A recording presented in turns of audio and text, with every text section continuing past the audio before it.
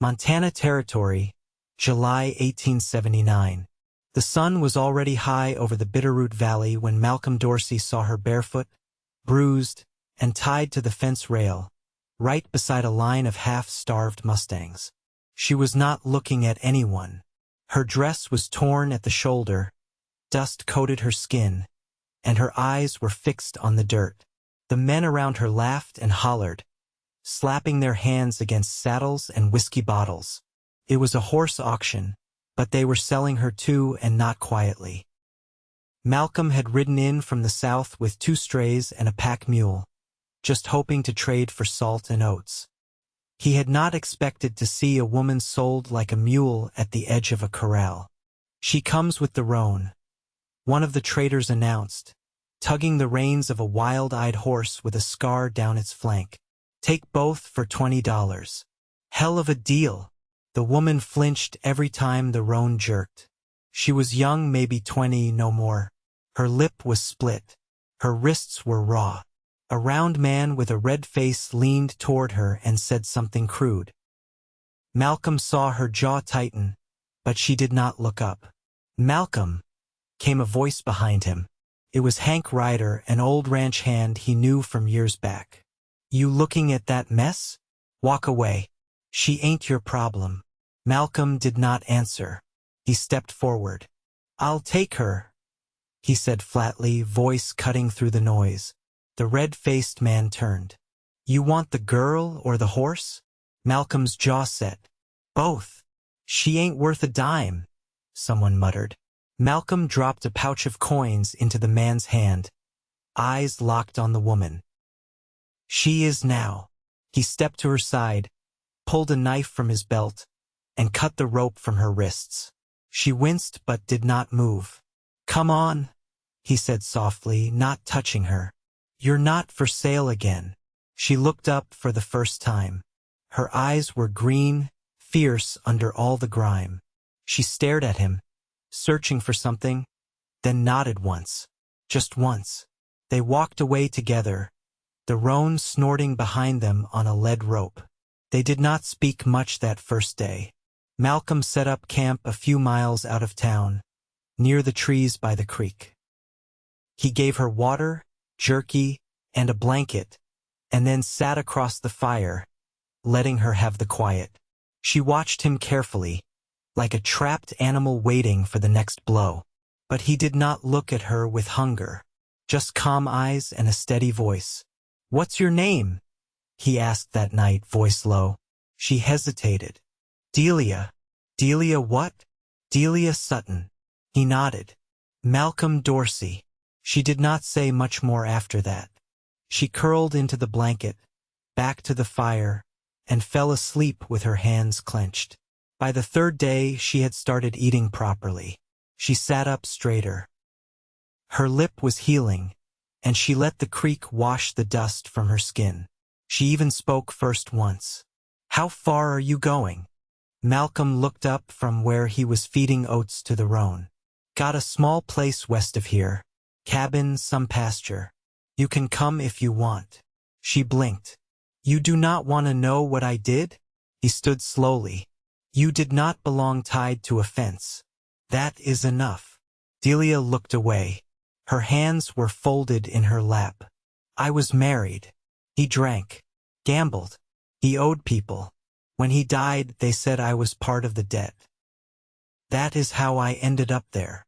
Malcolm's face did not change. He just nodded once and went back to brushing the horse. "You think that makes me worthless?" she pressed. He looked her straight in the eye.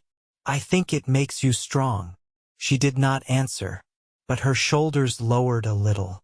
They reached his land after 5 days. The cabin was plain but solid, nestled among cottonwoods. There were chickens, 2 goats, and a field of corn that was just starting to yellow under the heat. Delia stood in the doorway, arms folded. "You live here alone?" "Used to," Malcolm said. "Not anymore." He gave her the bedroom, slept on a cot near the stove. She tried to protest, but he shook his head. "You need the door." "I do not." She stared at him for a long time, then quietly said, Thank you. Days passed. Delia began to help. She fed the chickens, mended his shirts, and started a small herb patch behind the house. She was quiet, but not cold. Sometimes she hummed when she thought he was not listening. One evening after supper, she was sweeping the porch while Malcolm sharpened his knife nearby. The sun was low, painting everything in gold. "You treat me like a person," she said suddenly. "Not a thing." Malcolm looked up. "Because you are." Her eyes filled. She turned away quickly, brushing at her cheek. He stood, knife forgotten, and stepped toward her. "Delia." She turned slowly. "I will not ever hurt you," he said. "Not now. Not ever." She searched his face. The wind lifted her hair, and she looked like someone trying to believe in something again. "Why did you buy me?" she asked, voice barely a whisper. He stepped closer, not touching her, just near enough that she could feel the warmth of him. "Because no one else did, and I could not stand to walk away." Delia's lip trembled. "You are not a debt," Malcolm said. "You are not a burden. You are not for sale again." This time she did not turn away. She stepped into him, slowly, like approaching a flame. Her hands found his chest, and she rested her forehead there. He wrapped his arms around her gently, like holding something breakable. They stood like that for a long time, until the light faded and the crickets began. That night, she slept behind a closed door, but she left it open a crack, just wide enough for a sliver of firelight to slip through. The first frost came early that year, dusting the cabin's shingles in pale silver before dawn. Delia stood at the window, her breath fogging the glass, watching the goats nose around the frozen ground. She'd taken to rising before Malcolm, slipping into her worn boots and gathering kindling while the world was still hushed. Inside, the stove crackled low, a pot of cornmeal bubbling gently. She stirred it with one hand, the other holding a shawl closed at her throat. The silence between them had changed, no longer heavy with guardedness, but something steadier, shaped by rhythm and shared space. Malcolm came in from the barn dusted in hay, his sleeves pushed up to the elbow. He nodded toward the pot. "You figure I'd sleep through breakfast?" "I figured you'd forget to eat if I didn't," Delia said, not looking up. He set a tin bucket down and peeled off his gloves. "You're not wrong." She poured the porridge into a bowl and handed it to him.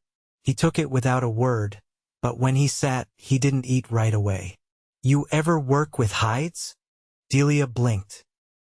"Some. My father used to trap before he lost his leg.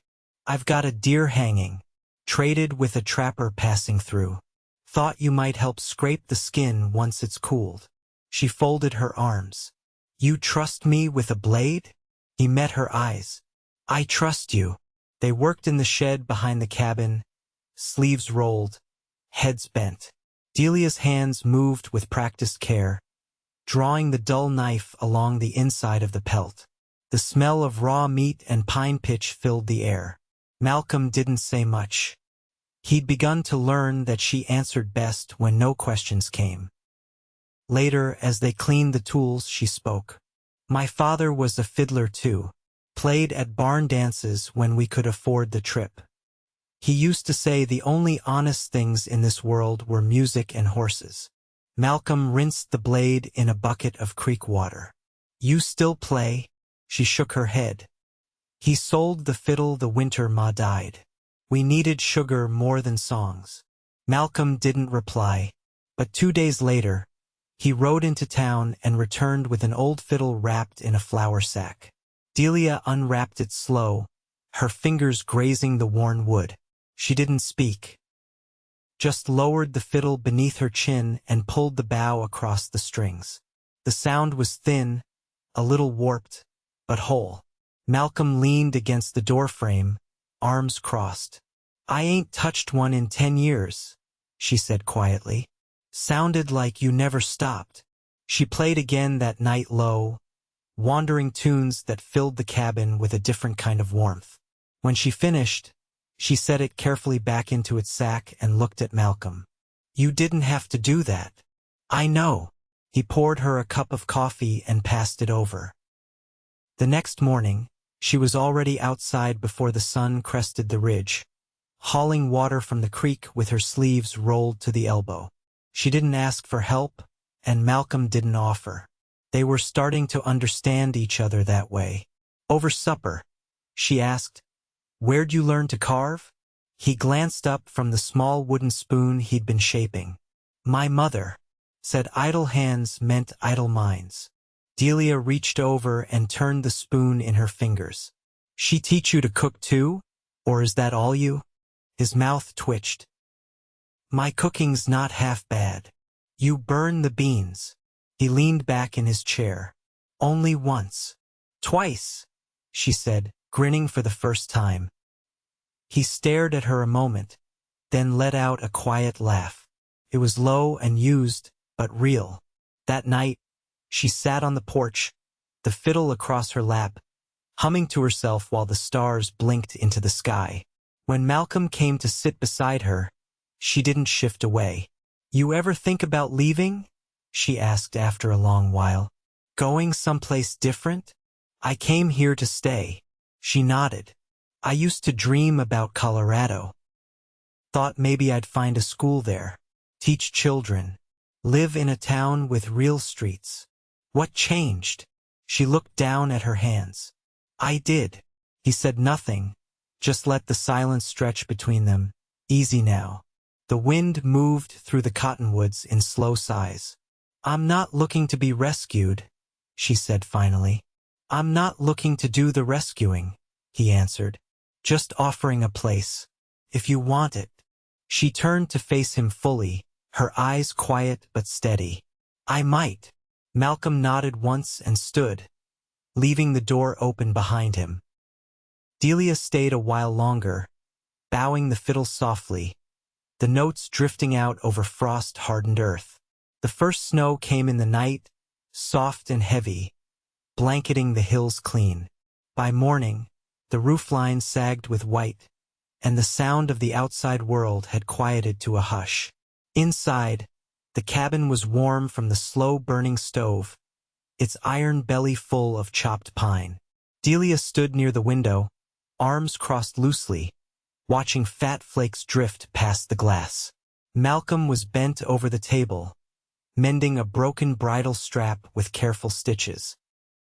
"You ever think about hiring on a hand?" she asked, eyes still on the snow. "Too small an outfit," he said, not looking up. "Wouldn't have work for one." She turned. "Even come spring?" He set the awl down, flexing his fingers. "You thinking of staying that long?" Delia didn't answer right away. She crossed the room, pulled her shawl around her shoulders, and took a seat across from him. "There's a girl I knew back in Walla Walla," she said after a moment. "Name was June. She worked in a mill, dyed her dresses with pokeberry, said it made her feel expensive." Malcolm leaned back in his chair, waiting. "One day she just packed a satchel and left. Said she'd had enough of buckled boots and men who never said thank you. Sometimes I wonder where she ended up." "You ever think of doing the same?" "I did. More than once." "What stopped you?" Delia looked at her hands. Too many places looked the same. Malcolm nodded slowly. "This one doesn't?" She met his eyes. "Not anymore." A flicker passed between them, not heat, not rush, just something quiet and steady, like the fire licking at the stove walls. Later that day, she began making a winter coat from an old quilt left by the last snowfall. Hers was too thin for the cold ahead, and Malcolm hadn't said anything, just set a bundle of wool scrap on the table and left her to it. She worked by the window, the light catching in her hair as her needle moved through the fabric. "You always make something when you're unsettled?" Malcolm asked from the hearth, where he was oiling his boots. She glanced up. "Keeps my hands from wandering where my thoughts go." He didn't press. Instead, he reached for a second rag and passed it to her. Mind helping? She set the coat aside and crouched beside him. Together, in companionable silence, they rubbed the leather soft with beeswax, the scent rising between them. A few nights later, a knock came just after dark. Malcolm reached for his rifle, but Delia was already halfway to the door. "Wait," he said. She paused. He opened it slow. A boy stood there, no more than 16, one arm slung in a sling, cheeks wind-burned raw. Behind him, a mule stood shivering under a tarp.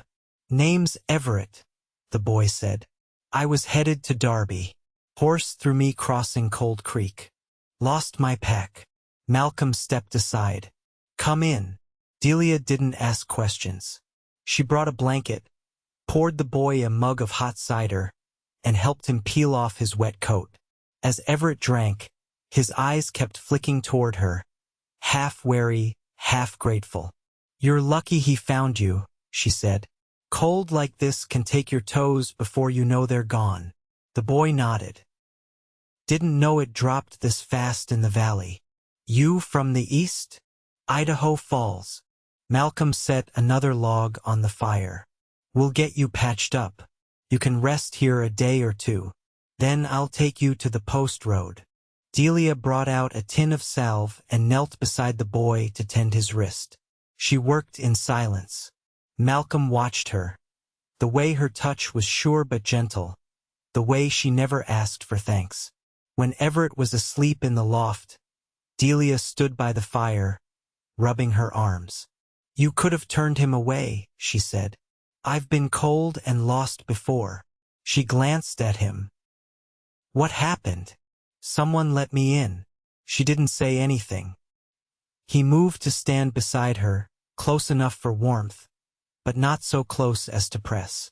She leaned slightly toward him, just enough to feel the space narrow. The next morning, she found him outside, rolling feed for the mule. She brought him a boiled egg and half a biscuit wrapped in a cloth. "I left the last of the honey for the boy," she said. "Good." She hesitated. "You always been like this?" "Like what?" "Steady." He took the biscuit, eyes on hers. "No."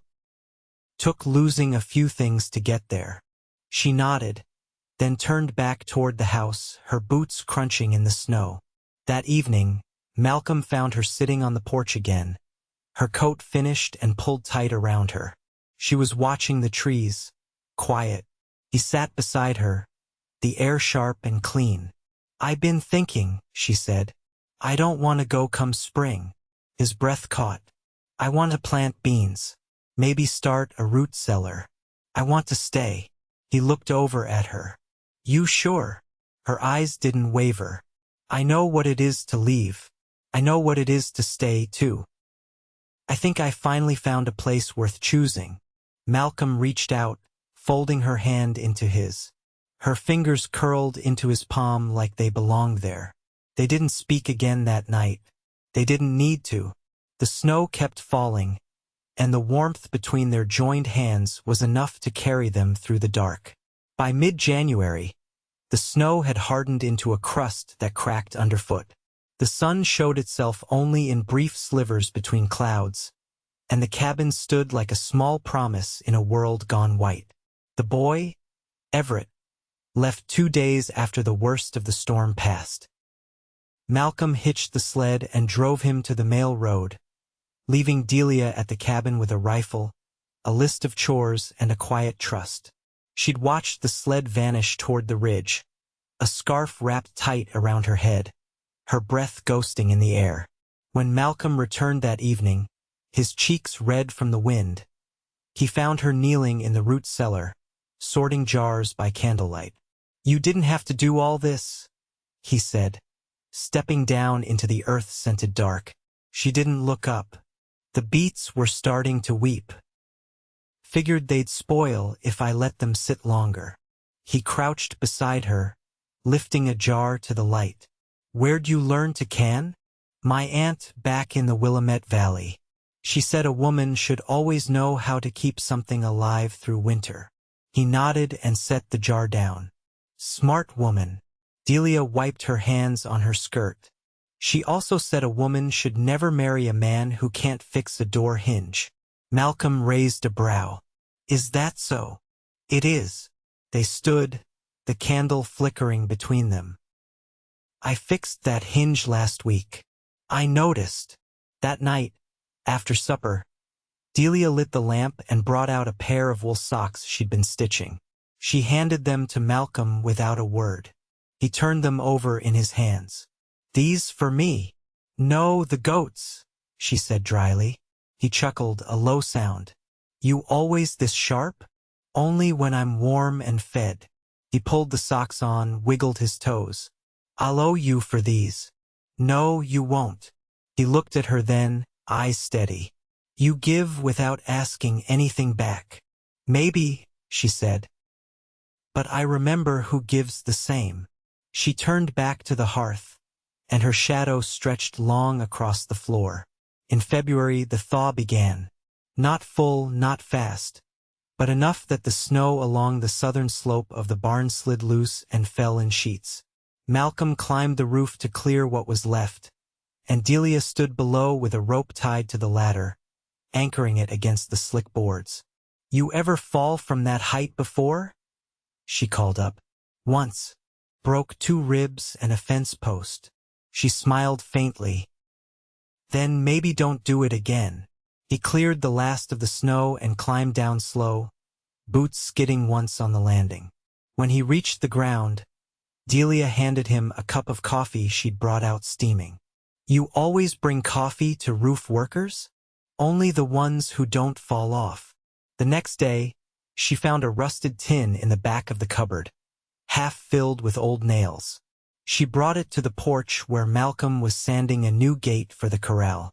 You plan on fixing that latch with rust? He looked over. You got better? She nodded.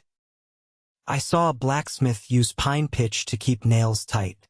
If you heat it and pack it into the wood, it hardens like stone. He blinked. You worked with a blacksmith? No, but I used to wait outside one while my husband tried to sell borrowed horses. I watched. He studied her face. You remember everything. I had to. Malcolm handed her the mallet. Show me. That evening, the new gate swung smooth, the latch snug as a glove. Delia leaned against the post, brushing a strand of hair from her face. You ever think about building a second coop? She asked. You've got more hens than nesting boxes. I thought about it.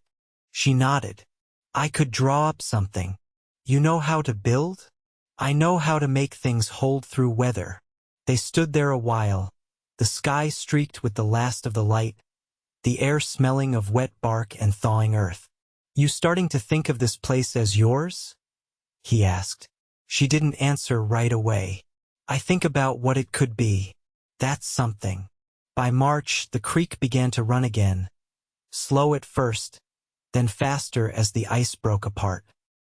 Delia planted onions along the edge of the garden patch. Her sleeves rolled past her elbows, fingers in the cold soil. Malcolm repaired the fence line, hammering boards back into place where the snow had bowed them.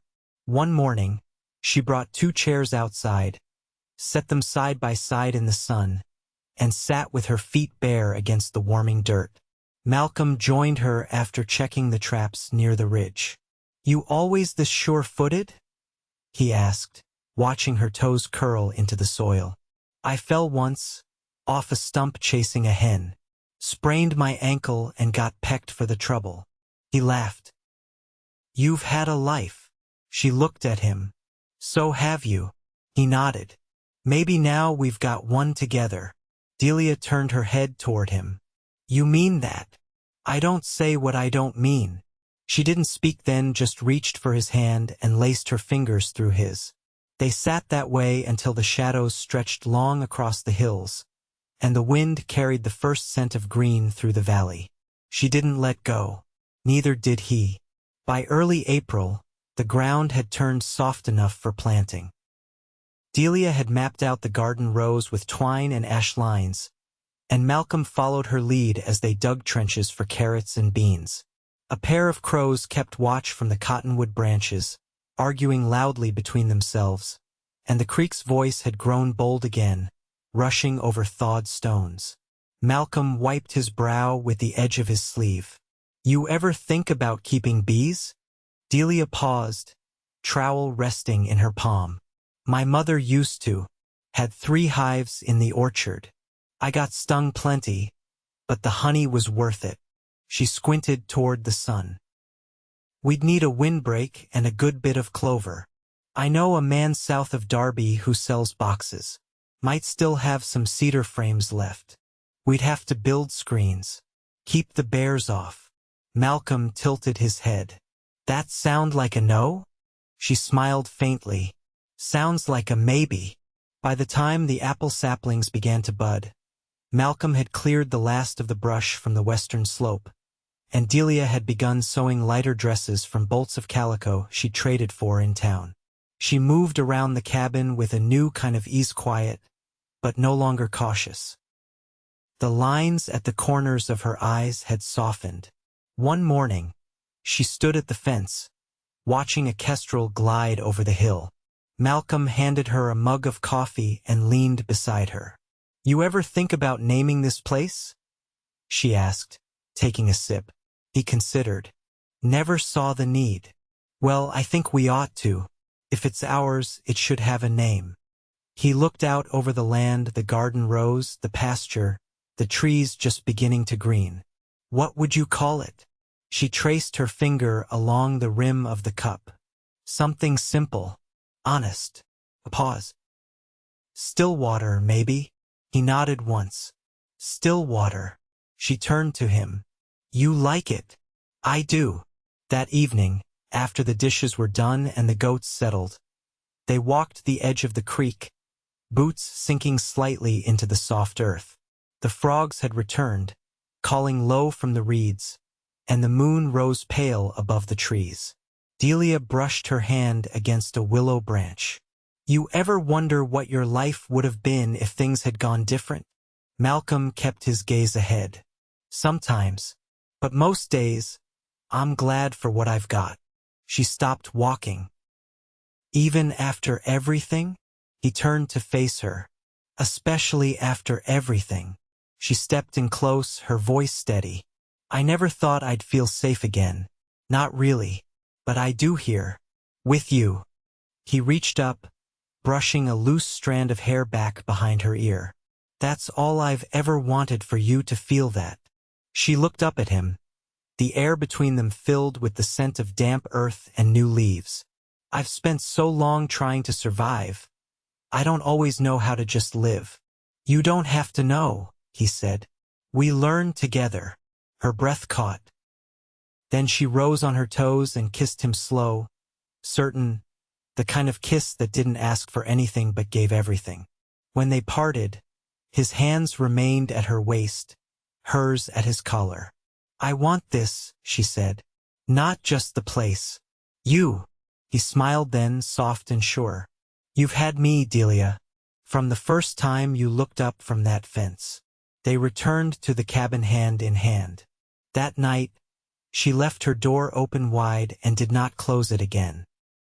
By summer, the coop Delia designed stood beside the barn, sturdy and square, with enough room for the hens and the new chicks that hatched in June. Malcolm built her a bench beneath the sycamore, where she sat in the evenings with her sewing or her fiddle, depending on the breeze. They hosted neighbors once a month, simple meals under lantern light, laughter echoing across the pasture. Folks began calling the place Stillwater without needing to ask.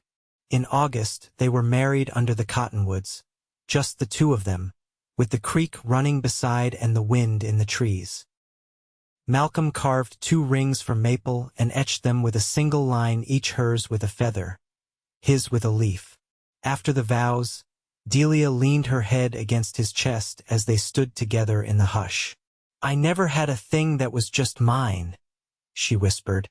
"You do now," he said. "Me." The goats bleated once, the wind shifted, and the world felt new.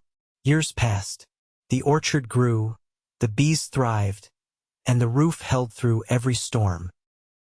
Delia taught 3 children in a one-room schoolhouse she helped raise down near the fork, and Malcolm built a second cabin for Everett, who returned the year he turned 20 to work the lower field.